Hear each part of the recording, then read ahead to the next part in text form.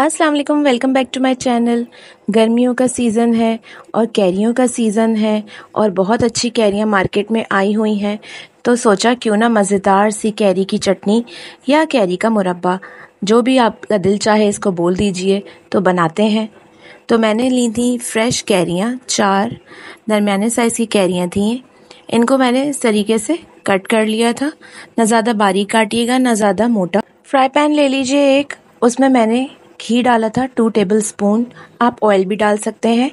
तो बस मुझे घी में ज़्यादा अच्छा लगता है तो मैं घी में बनाऊंगी। घी हल्का सा गर्म हो गया था तो हमने इसमें कैरियाँ ऐड कर दी हैं और अब हम इसको सौते कर लेंगे। 1 से 2 मिनट के लिए हम इसको पका लेंगे।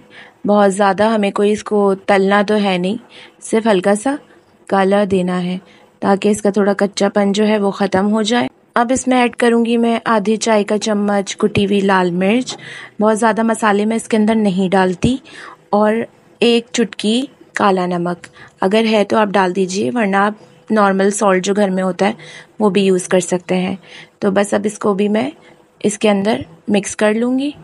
और अब इसमें मैं डालूँगी चीनी। मैंने 150 ग्राम चीनी डाली थी इसमें। अगर कैरियाँ ज़्यादा खट्टी हों तो आप इसके अंदर चीनी अपने हिसाब से एडजस्ट कर सकते हैं। चीनी डालने के बाद इसमें मैंने आधा कप से भी कम पानी डाला था। मिनिमम आपको इसमें बहुत कम पानी डालना है, बहुत ज़्यादा पानी नहीं डालना, क्योंकि हमने इसको बिल्कुल गलाना नहीं है, बिल्कुल ख़त्म नहीं करना। तो ज़रा हल्की हल्की सी खड़ी खड़ी कैरियाँ जो हैं चटनी में ज़्यादा अच्छी लगती हैं। तो बस अब इसको मैंने मिक्स कर लिया। चीनी भी हमारी डिज़ोल्व होना शुरू हो गई थी पानी में, तो बस मैंने इसको मिक्स कर लिया और अब मैं इसको कवर करके रख दूँगी 10 मिनट्स के लिए मीडियम फ्लेम पे। और फिर उसके बाद हम इसको चेक कर लेंगे। 10 मिनट्स हो गए थे तो ये देखिए हमारी जो कैरियाँ हैं वो तकरीबन रेडी हैं।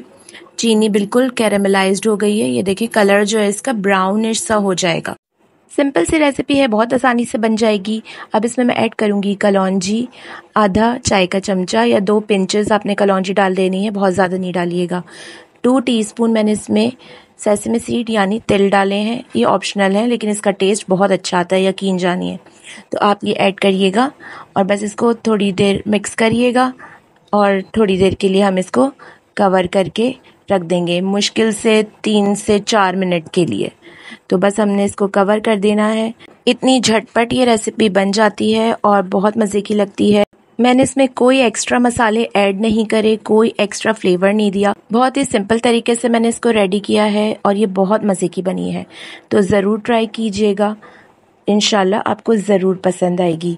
और ये आप 15 डेज़ तक स्टोर कर सकते हैं फ्रिज में। तो चलें इसको हम डिश आउट कर लेते हैं। आई होप आपको रेसिपी पसंद आ रही होगी। अगर रेसिपी पसंद आ रही है तो वीडियो को लाइक करना ना भूलिएगा, चैनल को सब्सक्राइब कीजिएगा और बेल आइकन प्रेस करिएगा ताकि हर वीडियो आपको मिल सके। तो चलें एंजॉय करते हैं कैरी की चटनी। नेक्स्ट वीडियो में मिलेंगे। अल्लाह हाफिज़।